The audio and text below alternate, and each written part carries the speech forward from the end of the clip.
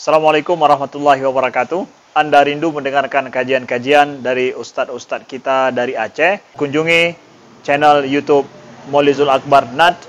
Subscribe, like, share, komen.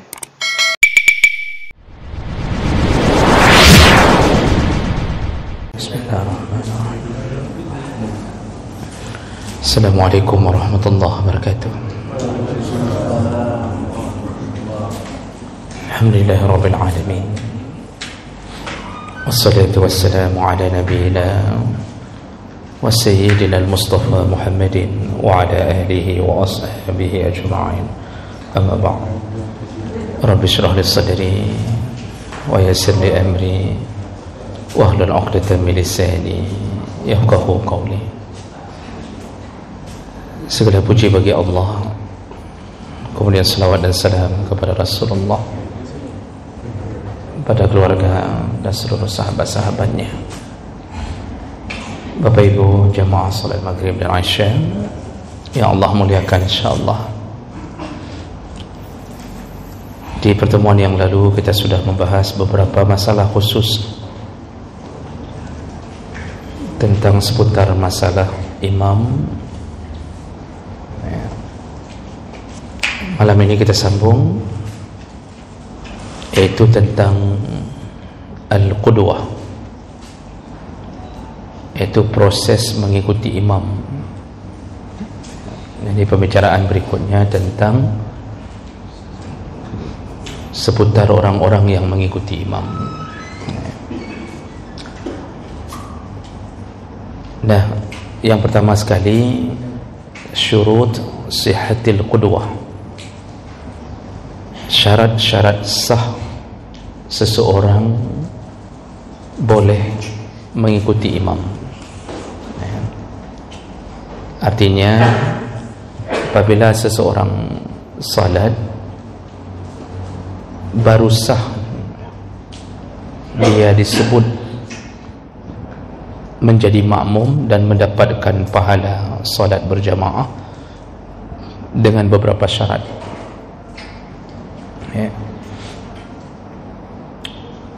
Dan ini dikumpulkan dalam mazhab Syafi'i dalam kitab Mughnil Muhtaj. Zakar Syafi'iyah, menurut mazhab Syafi'i ada beberapa syarat li sihhatil qudwah, baru sah seseorang disebut menjadi makmum atau mengikuti salat seorang imam. Apa dia? Yang pertama, alla ya'lamul muqtadi butlan salat imamihi bihadas atau ghairi, yaitu makmum tidak mengetahui tentang batalnya salat imam, baik karena hadas maupun selain hadas. Artinya begini, kalau makmum tidak tahu imamnya berhadas, maka sah salat makmum. Tapi kalau makmum tahu bahwa imamnya sedang berhadas, otomatis tidak boleh bermakmum kepada orang tersebut. Maka kalau dia bermakmum, tidak sah salatnya. Atau karena najis, jadi makmum tidak tahu bahwa imamnya bernajis, maka bagi makmum sah salatnya. Tapi begitu dia tahu, maka batallah salatnya kalau dia masih mengikuti imam tersebut. Maka dia harus memutuskan salat di tengah-tengah salat ketika dia tahu bahwa imamnya ternyata berhadas atau bernajis. Nah, jadi syarat pertama ini adalah baru sah makmum mengikuti salat seseorang apabila makmum meyakini orang itu tidak ada pembatal salat pada imam itu. Ini ukurannya ya makmum melihat yang zahir. Tapi kan enggak semua nampak. Mana mungkin makmum tahu imam berjunub atau tidak. Kan nggak mungkin makmum nanya, Pak Imam junub ya? Nggak mungkin. Tapi ternyata imam berjunub atau lupa mandi junub, bagi makmum tetap sah selama dia tidak tahu. Yang tidak sah siapa? Salat imamnya. Yang wajib ulang imam. Makmum kalau ketahuannya setelah salat tidak wajib ulang, karena selama salat dalam keyakinan dia imam aman. Kalau ketahuan di tengah salat berarti harus melakukan mufaraqah salat, langsung berpisah diri dari imam. Jadi ini syarat pertama, bahwa makmum tidak mengetahui tentang batalnya salat imam atau ada pembatal salat pada imam. Kalau tahu berarti nggak boleh ikut lagi. Nah, ini syarat pertama, baru sah mengikuti seorang imam. Syarat berikutnya, alla ya'taqida wujuba qada'is salah kamuqimin tayammama li faqdi ma'in bimahallin yaghlibu fihi wujudahu. Yaitu makmum tidak mengikuti mengikuti imam yang dia yakin bukan orang yang wajib qada, wajib mengulang salat. Contoh seperti mengikuti seorang imam yang muqim yang salat dengan tayammum. Jadi kita datang ke satu masjid, kebetulan di kampung itu sedang nggak ada air, listrik mati, air nggak ada. Akhirnya imam bertayammum, lalu kita datang mengikuti dia. Kalau kita tidak tahu bahwa dia bertayammum, tidak mengapa. Masalahnya kita tahu bahwa imamnya tidak berwudu, hanya dengan tayammum. Yang dalam konsekuensi tayammum, kalau keluar air wajib membatalkan salat dan mengulang salat, karena tayammum itu kan cuma pengganti sementara. Jadi begitu misalnya di tengah salat keluar air, wajib ulang, wajib berwudu, karena sudah ada alat untuk berwudu yang asli. Nah, si makmum tidak boleh berimam kepada imam yang dia yakin kalau keluar air dia harus ulang salatnya. Nah, itu maksudnya. Jadi dia harus yakin imam itu bukan golongan yang wajib ulang salat.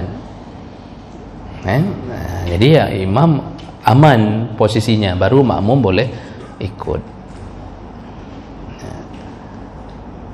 Kenapa disebut muqim? Karena kalau musafir tidak bermasalah. Musafir dengan tayamumnya nggak perlu ulang. Kalau sudah selesai salat nggak perlu ulang, karena dia dalam perjalanan. Tapi kalau dengan imam yang muqim yang bertayamum, maka makmum tidak boleh mengikutinya, karena dia yakin nanti imam akan mengulang salat dengan keluarnya air. Gitu.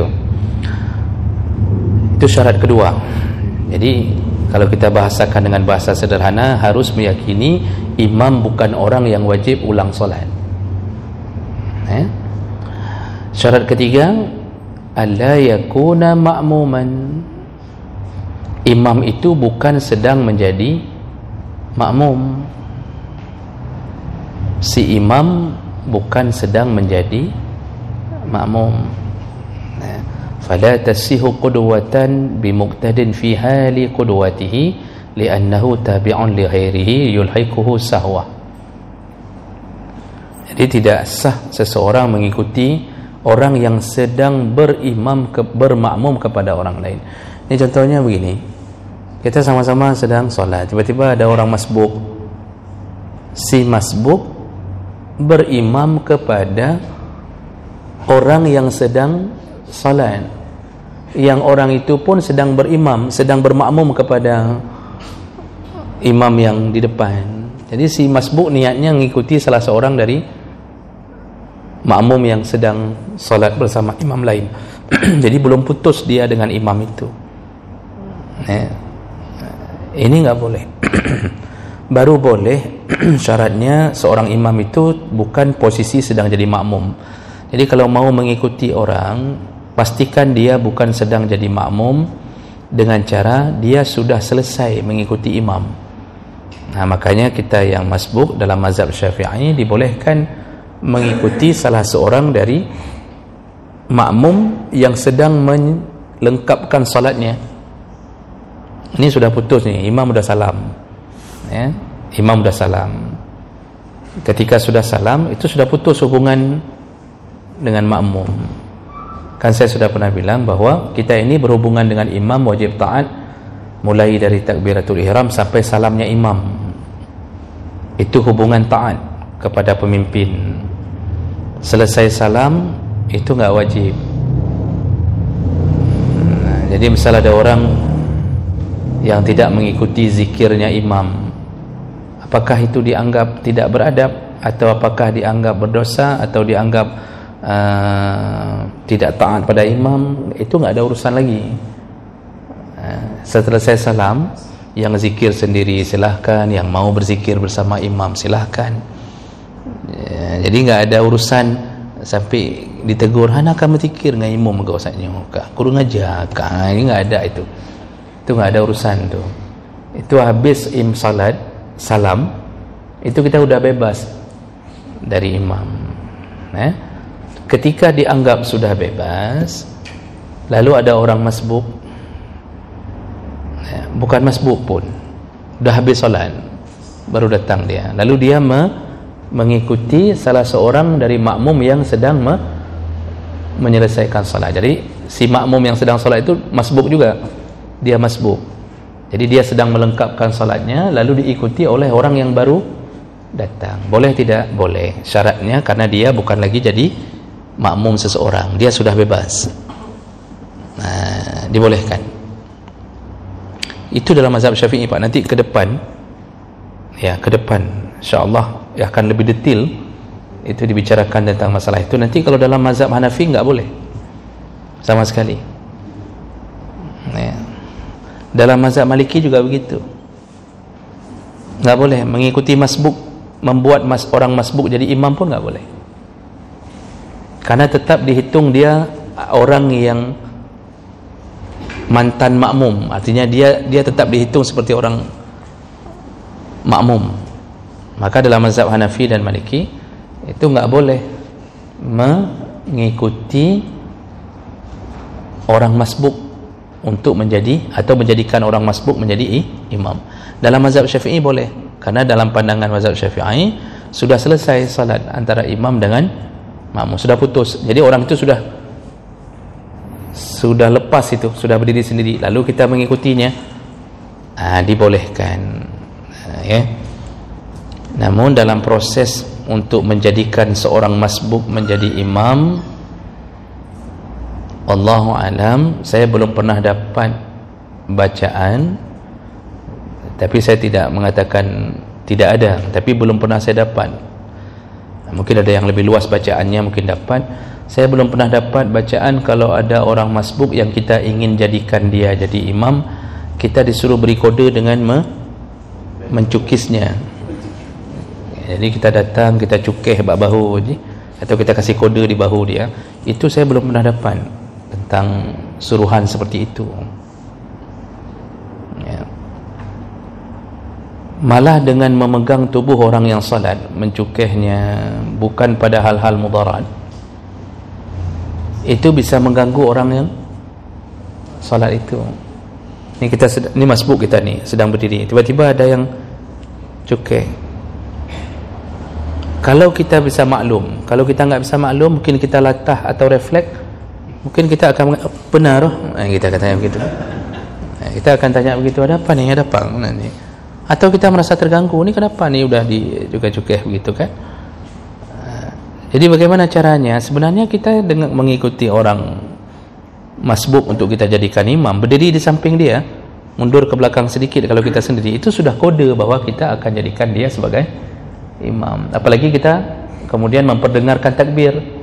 Ketika dia takbir, kita takbir, Allahu Akbar. Dia sudah tahu ni ada yang ikut di belakang. Nah, apakah dia perlu merubah niatnya menjadi imam? Ni masbuk ni kan tadi salat sendiri, lalu terdengar kode ada orang yang ikut. Apakah si masbuk ini perlu merubah niat menjadi imam? Bolehkah merubah niat di tengah jalan? Misal begitu kan, langsung dia berubah niat, jadi imam lah, begitu enggak? Bapak Ibu, berniat jadi imam itu tidak diwajibkan, terutama dalam mazhab Syafi'i. Berniat jadi imam itu hanya sunnah. Imam enggak berniat jadi imam pun tetap posisinya adalah imam, karena otomatis dia diikuti. Tapi makmum wajib berniat makmum, karena berdiri di belakang seseorang belum tentu menjadi makmum. Ini kita solat, pas posisinya di belakang orang, apakah dengan berdiri di belakang orang kita sudah pasti jadi makmum? Tidak, bisa jadi pas kita berdiri pas belakang orang, tapi kita solat sendiri, dia solat sendiri. Maka yang menentukan kita jadi makmum atau tidak adalah niat. Makanya diwajibkan, makmum tu wajib niat makmuman. Maka ni kita ni yang salat jamaah, dipertegas dalam mazhab Syafi'i, wajib berniat makmuman, karena kita harus mempertegas diri ikut imam atau salat sendiri. Bisa jadi kita berdiri di belakang imam tapi enggak ikut imam. Buktinya waktu kita melakukan mufaraqah, berpisah dari imam, juga perlu niat. Berarti kita sudah nyoka lupiuh bah nak ikut le bah. Kan begitu mufaraqah itu, maksudnya saya enggak ikut lagi, saya sudah lepas. Berarti perlu niat juga. Maka untuk memproklamirkan diri kita bahwa kita ikut mengikuti dia, itu dibutuhkan niat. Nah, makanya makmum wajib berniat makmuman. Tapi imam tidak wajib berniat imam, karena dia orang yang diikuti secara otomatis. Dengan diikuti dia otomatis menjadi imam. Cuma sunnah berniat menjadi imam untuk menyempurnakan pahala jamaah bagi imam tersebut. Jadi ini syarat ketiga baru sah disebut bermakmum atau berkeduah mengikuti seseorang, iaitu orang yang kita ikuti bukan posisinya sedang menjadi makmum. Jadi harus lepas dulu dia jadi dari makmum, baru kita boleh ikuti. Baik. Syarat ketiga, syarat keempat, alla yakuna mashkukan fi kaunihi imaman atau ma'muman. Fa in syakka lam yasih iqtida'uhu bihi. Kita harus benar-benar yakin tentang posisi si orang yang kita ikuti. Kalau tadi enggak boleh posisinya jadi makmum, sekarang yang mau dibilang adalah enggak boleh ragu-ragu, ini orang ni makmum apa imam ni, misal begitu. Jadi yang dipermasalahkan di sini adalah keraguan-raguan menyebabkan enggak boleh ikut berimam ke orang itu. Keraguan-raguan yang muncul ni, kita lihat seseorang gerakannya mirip dengan orang di depan, tapi dia enggak mengikuti takbir orang depan, lalu terjadi keraguan-raguan, kita mau jadikan dia jadi imam, terjadi keraguan-raguan, ni imam apa ni, dia ni jadi makmum atau apa ni, misal kita. Keraguan-raguan itulah yang menyebabkan enggak boleh berkuduah, enggak boleh mengikuti orang tersebut. Jadi harus benar-benar yakin orang itu bukan posisi sedang menjadi makmum. Jadi ini yang dipermasalahkan adalah enggak boleh ada keraguan dalam masalah itu, baru boleh kita jadikan imam. Syarat kelima, alla yakuna ummiyan. Imam yang waktu kita mengikuti seseorang, orang itu bukan orang yang ummi. Bukan orang yang ummi. Apa itu orang ummi? Yaitu buta huruf yang tidak mengerti baca tulis. Jadi enggak, imamnya ummi, yaitu la yuhsinu harfan minal Fatihah. Bahkan Al-Fatihah pun ada huruf-huruf yang dia tidak bisa baca sempurna, ya. Au yakhillu bitasdidatin minha, atau bahkan dia tidak bisa mentasydidkan huruf, ya. Illa iza iktada bihi mislu, kecuali diikuti oleh orang yang sesama ummi. Jadi kita kalau ikut seseorang itu sebenarnya harus lihat orang juga. Enggak boleh kita mengikuti imam yang ummi yang enggak bisa baca Quran. Pengucapan Al-Fatihah huruf-hurufnya banyak salah. Karena Al-Fatihah itu sakral. Kekurangan huruf, kesalahan baca pada huruf itu menyebabkan batalnya Al-Fatihah, maka batalnya salat. Karena Al-Fatihah itu rukun salat. Maka mengikuti imam yang ummi dilarang. Dari mana kita tahu dia ummi? Misal dia ada seorang yang kita ikuti, dia jadi imam. Waktu kita dengar Al-Fatihahnya menghambur, ya, hancur-hancuran Al-Fatihah, tasydid tidak terdengar dengan baik, enggak bisa dibaca dengan baik. Di saat seperti itu segera memfaraq salat. Jadi disuruh batalkan, disuruh pisahkan diri dari imam tersebut, ya. Kalau dari sebelumnya enggak tahu. Kalau dari sebelumnya sudah tahu orang itu memang enggak bisa baca Quran, pertama jangan jadikan dia imam, ya, jangan jadikan imam kalau enggak bisa baca Quran dengan baik. Tapi sudah keduluan, maksudnya karuh memuji ke imam, sudah enggak enak lagi kalau digeser misal. Karena kita banyak hidup ni hana mo'oh. Kan enggak enak lagi misal dalam tatanan sosial, sudah enggak enak lagi. Berarti kalau sudah ketahuan bahwa beliau ini ummi, enggak boleh ikut. Karena enggak sah salat bagi kita yang faham tapi mengikuti yang ummi. Jadi bagaimana ceritanya ini? Yang ummi itu hanya boleh diikuti oleh sesama ummi. Jadi sesama Iqra satu, kan? Imamnya Iqra satu, makmumnya Iqra satu, beda halaman cuma apa? Imam halaman 10, yang makmum halaman 3, yang lagi kan dia, kan? Boleh itu. Makanya salat sesama anak-anak sah. Misal TPA, kan? TPA. Jadi yang jadi imam yang Iqra 6, yang ikutnya di bawahnya Iqra di bawahnya, sah salat mereka itu sesama mereka itu, ya, tidak mengapa, apalagi mereka tidak punya catatan, lebih kepada pembelajaran, ya. Makanya ini pelajaran bagi kita, nggak boleh sembarangan menunjuk seseorang imam yang kita nggak kenal orangnya, ya. Misal datang tamu pakai jubah besar, pakai kupiah sampai merumbai-rumbai ke bawah, Pak. Jadi kita lihat, ohnya orang malim yang sangat, tapi kita enggak kenal. Kita suruh jadi imam. Ini enggak boleh sebelum kita tahu siapa dia. Apalagi orang yang bertamu ke kampung orang.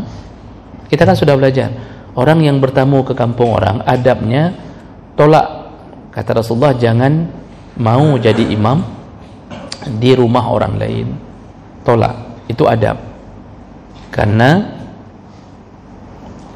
lebih utama penduduk setempat, yang punya rumah lebih utama daripada tamu, kecuali tamu sudah diketahui dengan jelas bahwa memang malim, artinya bagus bacaannya, bagus, seperti kita undang untuk imam-imam tarawih, berarti kita sudah tahu yang kita undang itu memang sudah rekomendasi itu dah. Nah, itu tidak mengapa, ya, tidak mengapa, ya.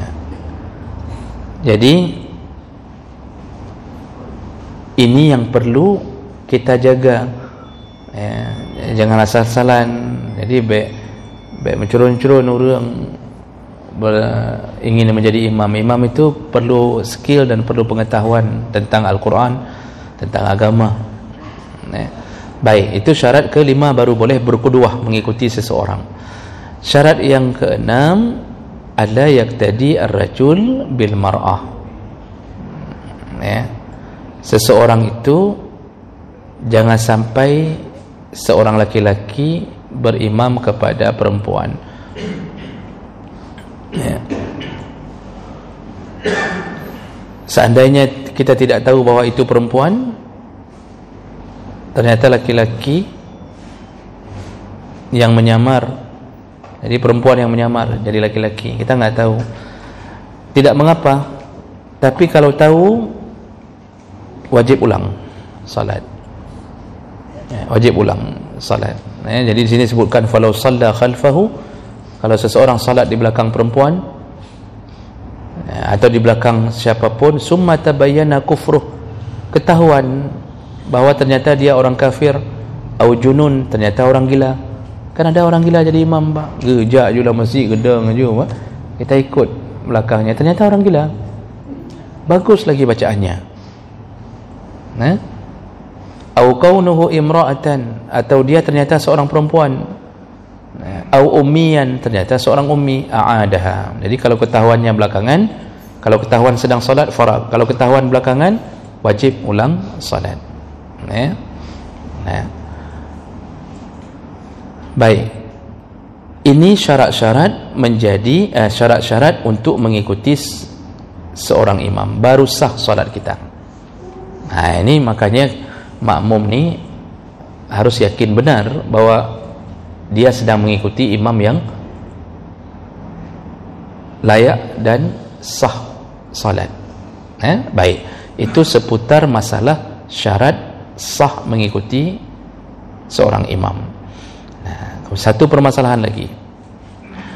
Berikutnya, niyatul mufaraqah al-imam wa qat'ul qudwah, iaitu tentang masalah memfaraq salat. Memfaraq salat, tidak lagi mengikuti imam. Nah, seputar masalah ini. Jadi masalah faraq salat ini maksudnya adalah seseorang memisahkan diri dari jamaah. Nah, jadi dia berniat tidak lagi mengikuti imam. Ya. Kalau seseorang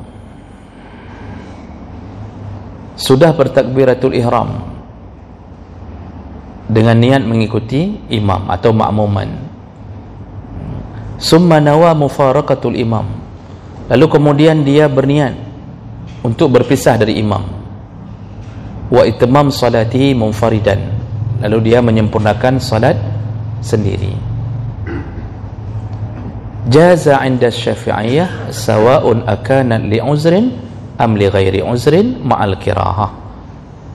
Jadi disebutkan bahawa dalam mazhab Syafi'i dan Hambali, ada orang ikut imam ni, pertama niatnya ikut imam, lalu enggak ada masalah apa-apa, dia ingin berpisah dari imam, baik ada uzur maupun tidak ada uzur. Jadi baik ada sebab maupun enggak ada sebab. Nah, dia ketika ikuti imam, tiba-tiba dia berubah niat, alah enggak usah ikut ajalah, salat sendiri ajalah. Kan bodoh, sebenarnya kan bodoh ini kan, bukan? Hai, dari 27 derajat tiba-tiba dia putuskan. Ini yang jadi masalah. Kalau uzur dimaklumi, kalau ada uzur, nanti uzurnya macam-macam, karena imam begini, terjadi begini, macam-macam, itu wajar memisahkan diri dari imam. Sekarang kalau nggak ada uzur, suka-suka aja, pertama ikut imam, lalu pas 2 rakaat ana lu ikut li, langsung dia berniat mufaraqah, tidak lagi mengikuti imam. Dalam mazhab Syafi'i dan Hambali, maka dibolehkan, tapi makruh bagi yang tidak ada uzur. Dibolehkan artinya berpisah dari imam kapanpun suka-suka makmum boleh, tapi makruh bagi yang tidak ada uzur, enggak ada sebab. Makruh. Jadi dari jamaah keluar menjadi salat sendiri dengan niat, dia tetap berdiri di situ tapi dengan niat. Dibolehkan, kan dia enggak membatalkan salat, dia cuma membatalkan niat berjamaah. Dibolehkan, namun makruh kalau tidak ada uzur.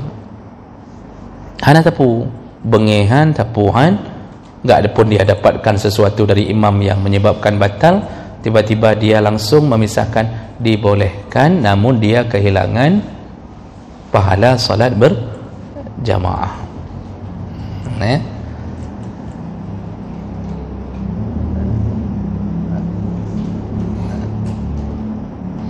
Nah, kemudian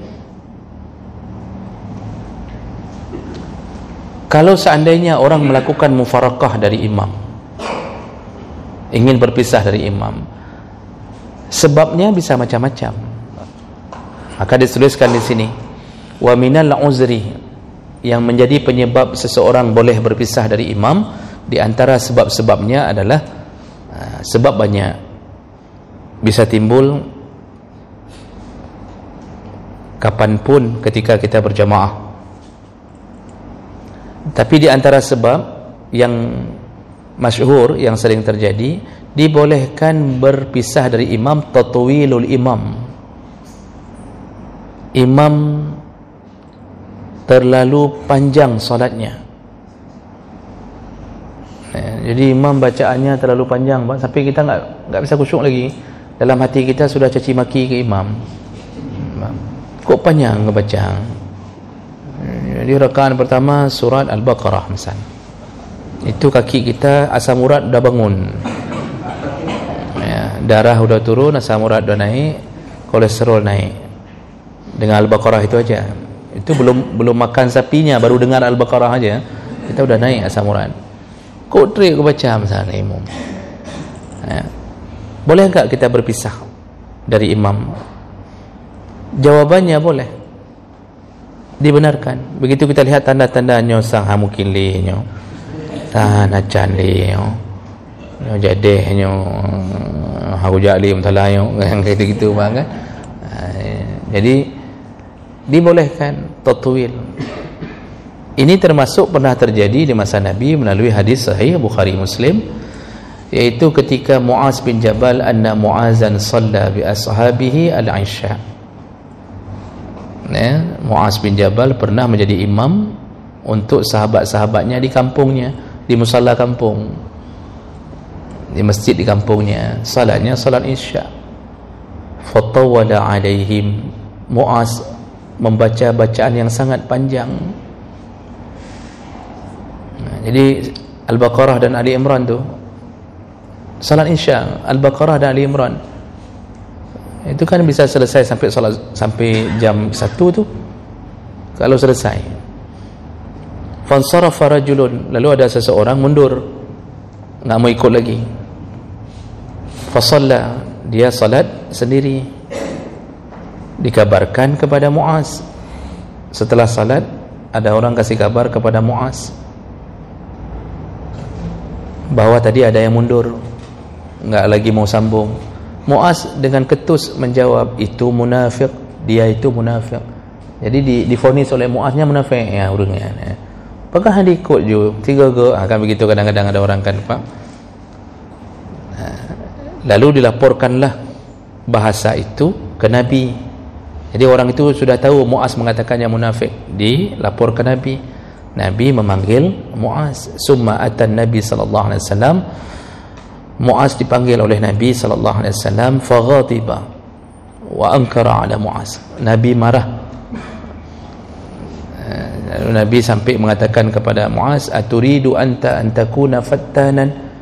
Apakah engkau akan menjadi orang sumber fitnah?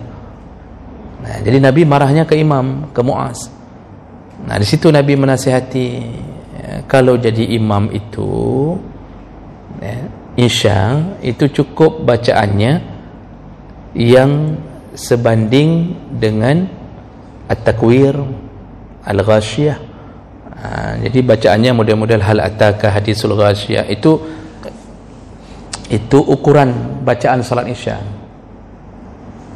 Kan satu halaman tu, al-ghasyiyah satu halaman, at-takwir satu halaman.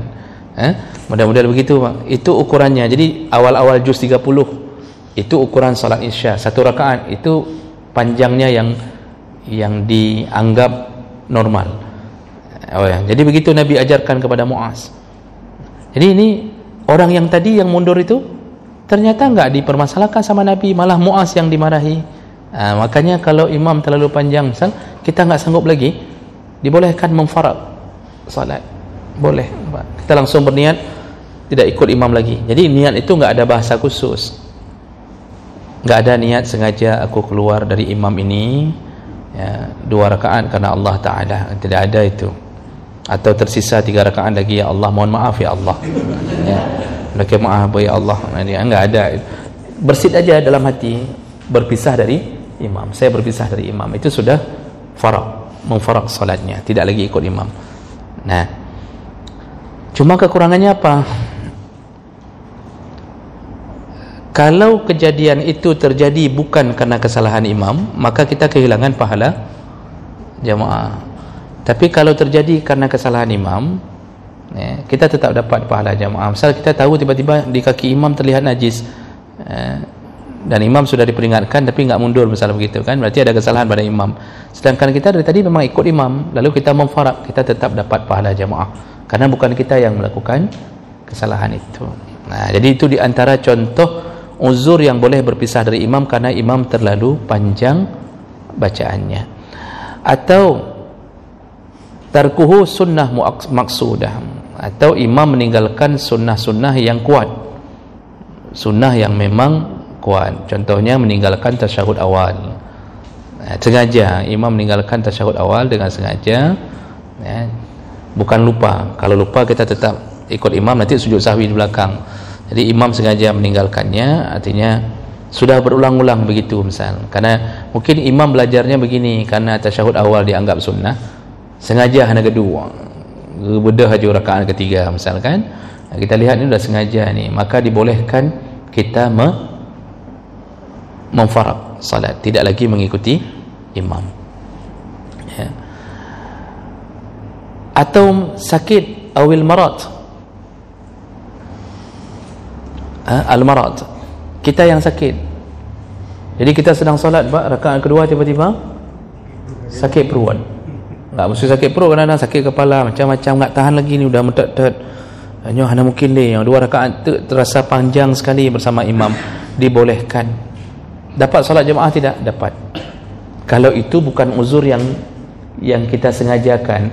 Tiba-tiba kita pinginnya lengkap, tiba-tiba enggak sanggup lagi, sakit, kita langsung berpisah dari imam, kita percepat solat, langsung pulang, dibolehkan. Bagi yang sakit perut, misal sakit sakit sakit dat perut, sudah berputar-putar perut, mau mencret, kita terpisah dari imam, ya, lalu kita ke WC, kita dapat pahala jamaah? Tidak dapat. Jadi bagi orang yang sudah sering berjamaah, lalu tiba-tiba ada uzur yang membuat dia enggak bisa berjamaah, tetap dapat pahala jamaah. Makanya menjaga salat berjamaah ketika sehat menyebabkan Allah beri pahala itu ketika sakit. Dan itu berdasarkan hadis Nabi. Kita biasanya selalu berjamaah, tiba-tiba stroke, enggak bisa bangun sama sekali, tapi kerinduan di hati tetap membara untuk bisa ikut jamaah, tapi enggak bisa kita lakukan. Di atas kasur kita solat, tetap dapat 27 derajat seperti berjamaah. Syaratnya sebelum itu memang ahli jamaah. Jadi waktu sehat bersama Allah, waktu sakit Allah bersama kita. Diberikan itu Pak, bonus itu, nah, diberikan. Jadi Rasulullah yang mengatakan iza maridal abdu aw safara, kalau seseorang sakit atau musafir, tak bisa dia lakukan sempurna, hitungan pahalanya kamuqimin sahihin, dihitung oleh Allah seperti seorang mukim yang sehat, yang selalu berjamaah. Nah, itu hebatnya pahala yang continue. Amalan saleh yang kita lakukan di waktu sehat continue, pas sakit Allah tetap beri pahala. Tapi yang model-model sekali-sekali berjamaah dalam satu hari 3 rejak jamaah, itu enggak dapat bonus itu, dianggap tidak istiqamah waktu sehat. Nah, jadi kita ni ada waktu kan kita Pak jatuh sakit tiba-tiba, yang kita enggak tahu hari ini, tiba-tiba enggak bisa pergi, maka Allah beri bonus itu, ya. Kemudian kapan lagi boleh mufaraqah? Khasyatu ghulbatin nu'as, ya, termasuklah seperti seseorang yang sudah sangat mengantuk, diserang ngantuk di tengah solat, kalau dia ikut imam dia nggak sadar lagi, akhirnya dia mufaraqah, dia percepat solatnya sendiri, dia keluar, boleh. Dia solat sendiri terus dia keluar, boleh. Ngantuk itu juga bahagian daripada uzur, ngantuk sekali, boleh. Tapi kalau tiap kali waktu solat ngantuk, itu bukan mufaraqah, itu ru'yah obatnya. Asal tiap solat ngantuk, itu ru'yah, hanya kamu mufaraqah yang nampak. Yang perlu di ru'yah. Kenapa bisa begitu ceritanya? Kenapa waktu ke Suzuya enggak ngantuk? Kenapa waktu nonton filem enggak ngantuk? Kenapa waktu solat ngantuk? Itu ru'yah, bukan mufaraqah ya. Jadi yang dimaksud di sini adalah enggak biasanya tiba-tiba hari itu kena kelelahan ngantuk. Kemudian au khaufu fuwati malihi au talafihi, sedang salat dia tiba-tiba khawatir hilang hartanya, jadi mungkin tiba-tiba ada istrinya teriak dari belakang, bang pencuri, abang pencuri, maksudnya abang ada pencuri. Dia udah nggak bisa salat, dia tahu itu suara istrinya, akhirnya dia mufaraqah dari imam, dia salat sendiri langsung percepat, baru dia keluar, dibolehkan. Atau terdengar kebakaran, suara istri memanggil dari luar, bang kebakaran. Di saat itu hatinya sudah nggak bisa tenang, tapi dia nggak mau keluar langsung dari solat, dibolehkan mufaraqah, dibolehkan. Namun sebenarnya kalau sampai pada darurat level tinggi, itu keluar langsung pun nggak apa-apa, nanti ganti solat. Aufuwatu rifqatihi, atau dia kehilangan orang yang dibawa, atau anaknya sedang solat, tiba-tiba nak mohon oleh anak, tadi bawa anak, tiba-tiba enggak terdengar suara anak, enggak tahu lagi ni. Ini yang model-model terlalu khawatir seperti ini, maka dibolehkan mufaraqah, enggak lagi mengikuti imam. Jadi ini contoh-contoh dibolehkan melakukan perpisahan dengan imam. Baik, demikian kita sambung insya-Allah di pertemuan yang akan datang. Semoga yang hadir Allah telah catatkan pahala, dan semoga Allah mengumpulkan kita kembali di dalam surganya. Subhanakallahumma bihamdik, asyhadu an la ilaha illa anta, astaghfiruka wa atubu ilaik. Wassalamualaikum warahmatullahi wabarakatuh.